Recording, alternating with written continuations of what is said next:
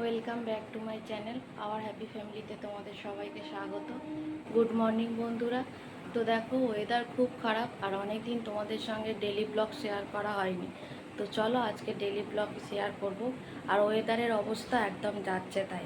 সারা রাত বৃষ্টি হয়েছে, এখনও বৃষ্টি, এখন একটু থেমেছে। একটু আগে খুব বৃষ্টি হয়েছে, মেয়ে স্কুলে বেরিয়েছে, মনে হয় ভিজে গেছে, রেনকোট পরে গেছে, কিন্তু এত বৃষ্টি হয়েছে না, হয়তো ভিজে একটু হয়তো গেলেও যেতে পারে। তো চলো আজকে ডেলি ব্লগই শেয়ার করব, দেখতে থাকো। অবস্থা দেখো, পুরো একদম সারা রাত বৃষ্টি হচ্ছে, এখনও সকালে বৃষ্টি, একটু আগে খুব বৃষ্টি হয়েছে, এখন একটু থেমেছে। তো চলো সকালের কাজ। তো দেখো, ঘরের সব মুছে নিচ্ছি, আর রোজ মোছা হয়, কিন্তু আমাদের এখানে এত ধুলো না, আসলে কারখানা চলে তো। রোজ তুমি এই মোছো, একটু পরে গিয়ে দেখবে আবার সব জিনিসে একটু একটু ধুলো পড়ে গেছে। ওই জন্য রেগুলার মুছতে হয়, না হলে না কিরম সাদা মতো হয়ে যায়। তো চলো কাজগুলো করে নিই, এইগুলো না মুছলে কীরকম একটা দেখতে লাগে। তো ওই জন্য প্রত্যেক দিন রোজই মোছা হয়, সবই মুছে নিয়ে তারপরে ঘর মুছবো। তো চলো করতে থাকি, তোমরা দেখতে থাকো।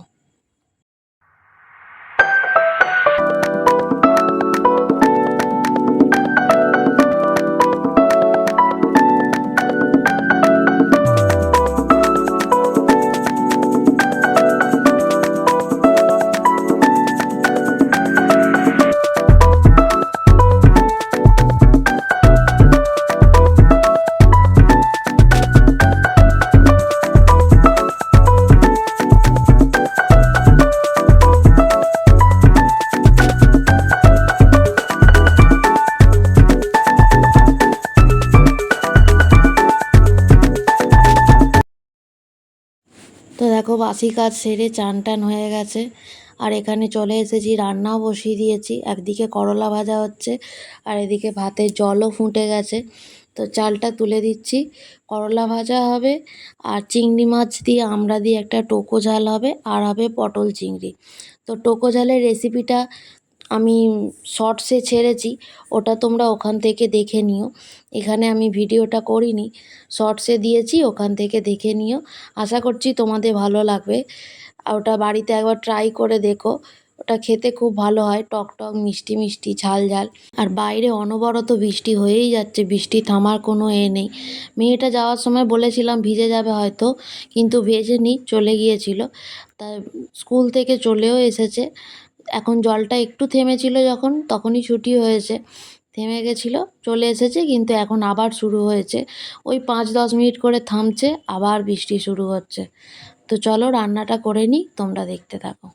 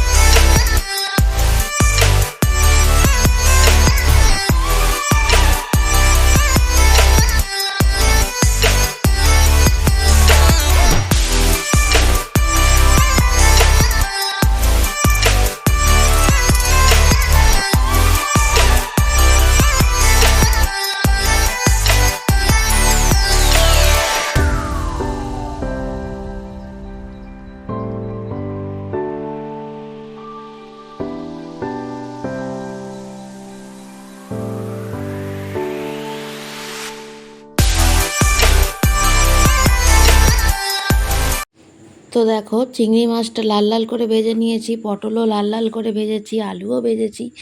এবারে মশলা কষবো। তো তেল দিয়ে তেজপাতা দিয়ে পেঁয়াজগুলো দিয়ে দেবো, তেল গরম হয়ে গেছে। এরপরে মশলাগুলো দিয়ে টমেটম দিয়ে ভালো করে কষাতে থাকবো। আর রান্নায় যত দেখবে ভালো করে মশলা কষাবে, অনেকক্ষণ সময় নিয়ে একটু মশলাটা ভালো করে কষিয়ে নেবে যতক্ষণ না তেল ছাড়বে, তো খুব ভালো খেতে হয় কিন্তু। আর খুব ভালো টেস্টও হয়েছিল চিংড়ি মাছের তরকারিটা।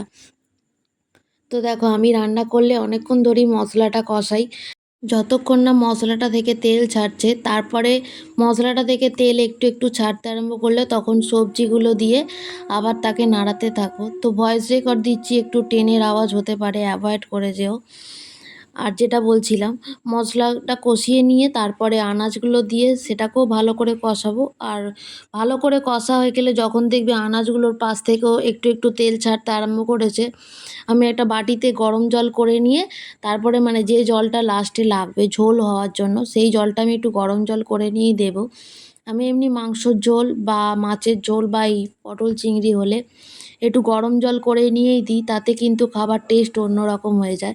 তোমরা একবার বাড়িতে করে দেখতে পারো। এমনি ঠান্ডা জলে রান্না করা আর গরম জল দিয়ে রান্না করা দুটোর মধ্যে তফাৎ বুঝতে পারবে। এর টেস্ট আর ওর টেস্ট কিন্তু আলাদা রকম হয়। তো চলো আমি এটা করি তাই তোমাদের সঙ্গে শেয়ার করলাম। চলো রান্নাটা করে নিই, তোমরা দেখতে থাকো।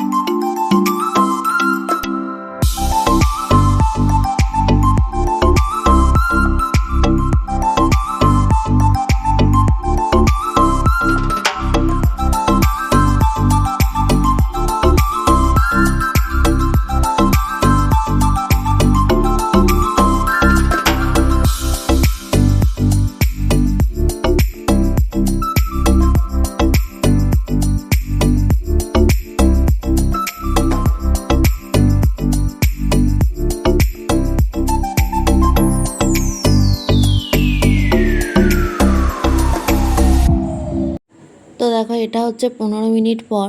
একটু গরম মশলা দিয়ে আর নাবিয়ে নেব, কারণ চন্দ্রমুখী আলু তো বেশিক্ষণ লাগে না সেদ্ধ হতে।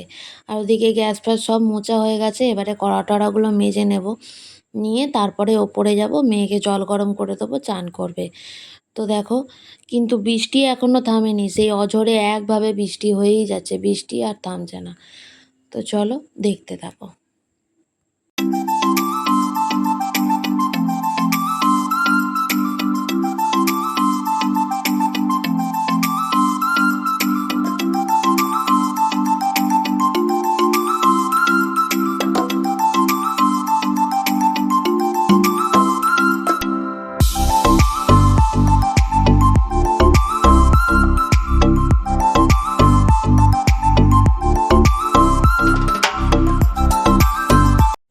তো দেখো বৃষ্টি এখনও ঝরেই যাচ্ছে।